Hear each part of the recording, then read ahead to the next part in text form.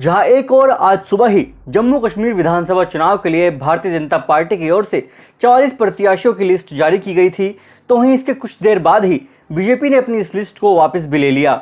इसके कुछ और घंटों बाद बीजेपी की ओर से 15 प्रत्याशियों की एक नई लिस्ट जारी की गई, जिनमें पामपोर से भाजपा प्रत्याशी सैयद शौकत गयूर अंद्राबी चुनाव लड़ेंगे। वहीं राजपुरा से अरशद भट्ट, शोपियां से जावेद अहमद कादरी, अनंतनाग पश्चिम से मोहम्मद रफीक वानी, अनंतनाग से अधिवक्ता सैयद वजाहत, श्रीगुफवाड़ा बिजबेहरा से सोफी यूसुफ और शानगुस अनंतनाग पूर्व से वीर सराफ को चुनावी मैदान में उतारा गया है। इसके अलावा इंद्रवल से तारिक कीन, किश्तवाड़ से शगुन परिहार, पाडेर नागसैनी से सुनील शर्मा, भद्रवाह से दिलीप सिंह परिहार, डोडा से गजय सिंह राणा, डोडा पश्चिम से शक्ति राज परिहार, रामबाण से राकेश ठाकुर और बनिहाल से सलीम भट्ट भाजपा की ओर से विधानसभा चुनाव लड़ने वाले हैं। नई लिस्ट आने के बाद भी लोगों के मन में ये सवाल बना हुआ है कि आखिर भाजपा की ओर से अचानक अपनी पहली लिस्ट जारी करने के बाद वापस क्यों ली गई।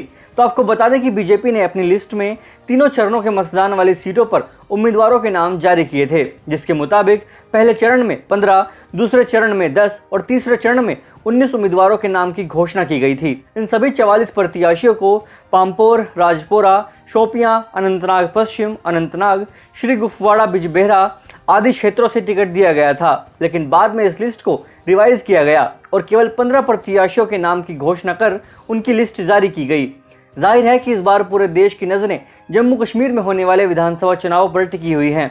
इस बार जम्मू कश्मीर के चुनाव में दिलचस्प मुकाबला देखने को मिलने वाला है, क्योंकि जहां बीजेपी बिना गठबंधन के सभी सीटों पर अकेले चुनाव लड़ने वाली है, तो वहीं दूसरी ओर कांग्रेस ने नेशनल कॉन्फ्रेंस के साथ अपने गठबंधन का ऐलान कर दिया है, जबकि महबूबा मुफ्ती की पार्टी पीडीपी भाजपा की तरह अकेले मैदान में उतरने वाली है। और तो और ये पहली बार होगा जब जम्मू कश्मीर में आम आदमी पार्टी भी चुनाव के मैदान में अपनी किस्मत आजमाने उतर रही है। जानकारी के लिए आपको बता दें कि जम्मू कश्मीर में साल 2014 में आखिरी बार विधानसभा चुनाव हुए थे, क्योंकि तब ये राज्य केंद्र शासित प्रदेश नहीं था। वहीं उसके बाद से करीब 10 साल बाद जम्मू कश्मीर में विधानसभा चुनाव होने जा रहे हैं। 2014 के चुनाव में पीडीपी ने 28 सीटों पर, जम्मू कश्मीर नेशनल कॉन्फ्रेंस ने 15 सीटों पर, कांग्रेस ने 12 सीटों और भाजपा ने 25 सीटों पर अपनी जीत दर्ज की थी। लेकिन बाद में बहुमत का आंकड़ा छूने के लिए पीडीपी और भाजपा ने मिलकर सरकार बनाई थी। आपको बता दें कि कुल 90 विधानसभा सीटों वाले जम्मू कश्मीर में 3 चरणों में चुनाव होने तय किए गए हैं, जहां पहले चरण की वोटिंग 24 सीटों पर